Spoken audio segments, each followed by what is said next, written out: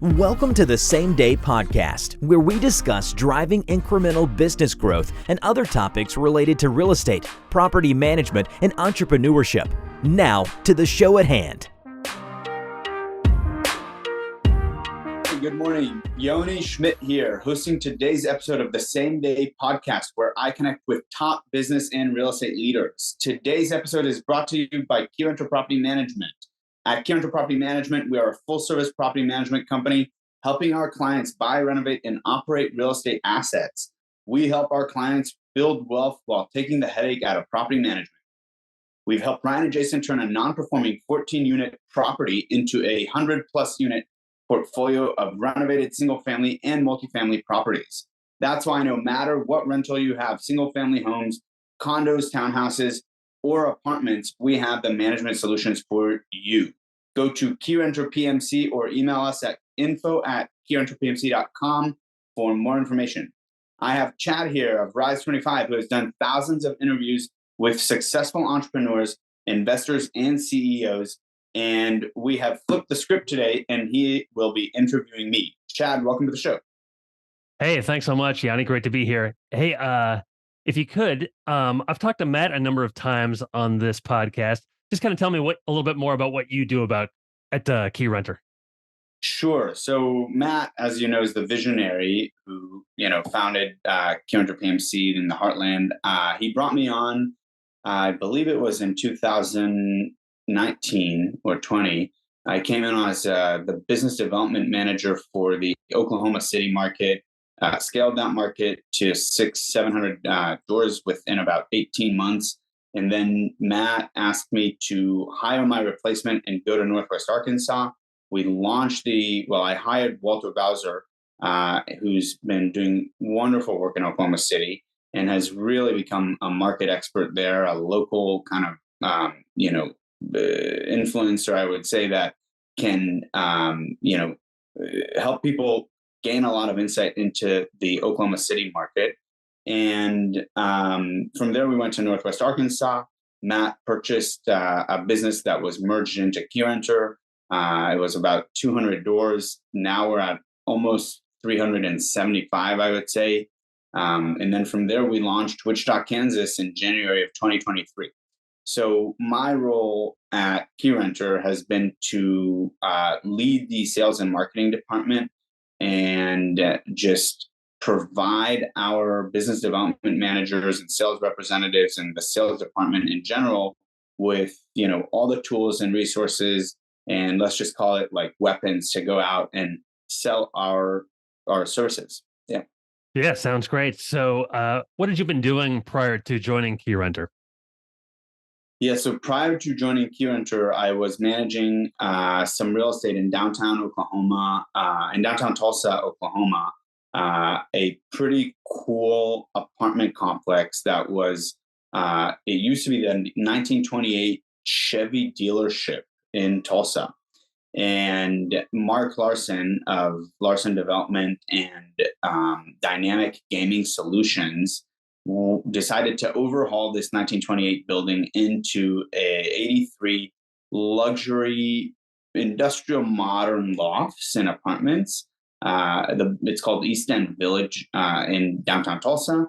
And I was managing that for maybe about 2 years before I decided to move over to Keyrenter, where I was offered just a little bit more flexibility. Okay.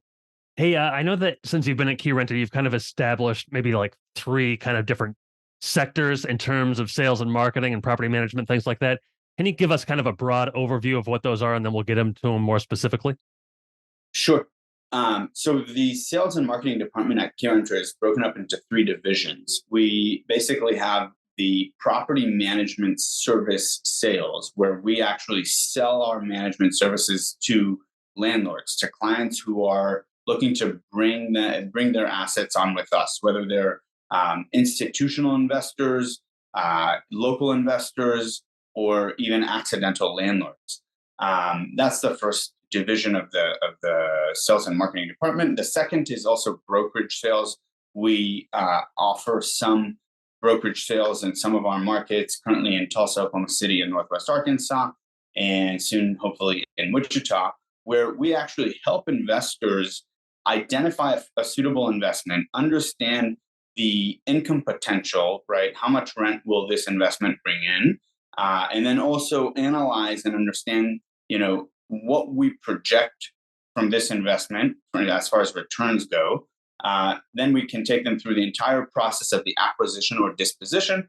And on the back end, we've partnered with Lior Abramovich from blankethomes.com to help our investors gain additional insight and provide additional transparency into how their portfolio or assets are truly performing.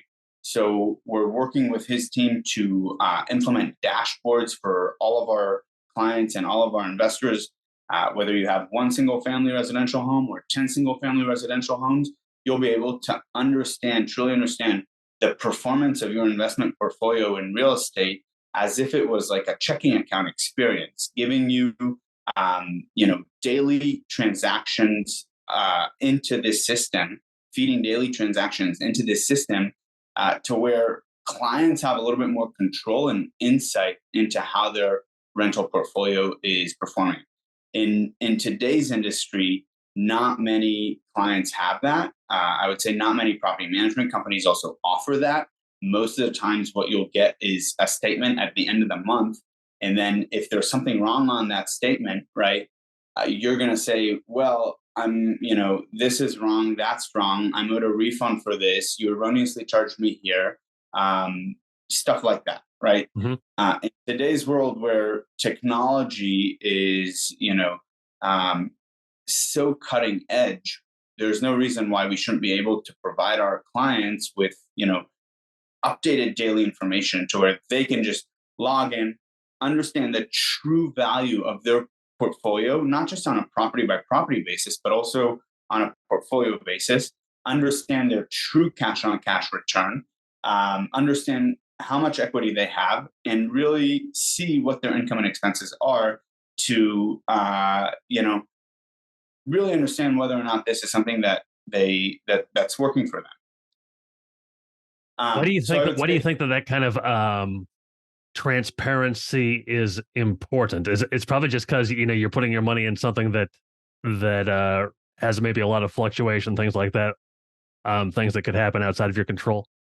I would say maybe not necessarily because of you're putting your money into something that can fluctuate that much. It's because of the amount of responsibility and the fiduciary obligation that we have for our clients. Right? Think of it. When they bring us probably one of their most, expensive assets to manage, right? They're not bringing us, it's not like going to Merrill Lynch and opening up an account and saying, here's $100,000, here's $200,000.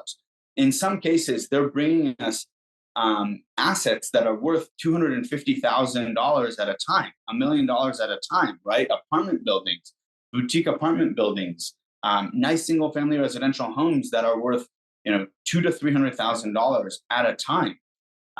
And so it is our responsibility. The reason why this transparency is so important is because it's our responsibility to make sure that, they're up to date and they are aware of everything that's going on with their assets. And it's also in an attempt to, prevent trust erosion, which if in the former model that I was talking about, where you're getting your statement at the end of the month, and then you see, oh, they erroneously charged me for an eviction expense. I had this happen in Oklahoma City just a few weeks ago when a client with a pretty generic name came in and said, hey, you guys charged me this $250 eviction expense. And I started digging and I looked at the owner statement and, I said, oh, I'm so terribly sorry. This is for a tenant. This eviction expense is for a tenant with the exact same name. Right. And that erodes trust.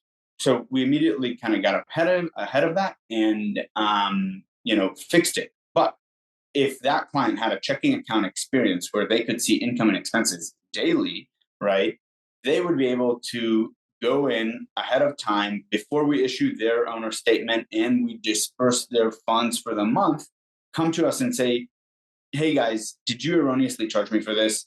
right? As opposed to after we've already triggered payment for the month in question, right? Mhm. So why is transparency so important? It's so that we prevent that trust erosion with our clients. We bring them the information daily. We offer them a little bit more control over the operation of their asset. So there are lots of reasons why this is important. Also, to understand how it's actually truly performing. Okay, great. And then you also have one more kind of a third sector. You have brokerage sales, you have property management service sales, and then marketing. Marketing, yeah. So marketing is the kind of lifeline, the bloodline of the business, right? Without marketing, we wouldn't be finding our clients organically, or they would not be finding us organically. Marketing, we're doing a whole bunch of things. This is one of the things that we're doing for marketing. Sitting here and doing a thought leadership with Rise 25, right, is one of the things that we've noticed really helps our efforts. It communicates, what we're doing. It communicates what our philosophies, our processes. We're talking about our systems. Our approach, our no nonsense approach to managing real estate. There's a lot that goes into marketing. A lot that's coming in 2024. I have a very big plan for 2024, from tons of resources and ebooks and infographics that are going to help our clients gain quick, concise, and insightful, kind of information into the market. They'll gain quick and concise insight into the markets that we operate in. Yeah, you mentioned infographics. I know you kind of have one that you've been working on. If you don't mind, we have about 5 minutes left? Do you want to go over that with us real quick? Sure, yeah. I'd love to share my screen here and show you what we've been working on. Aside for infographics that we will produce for our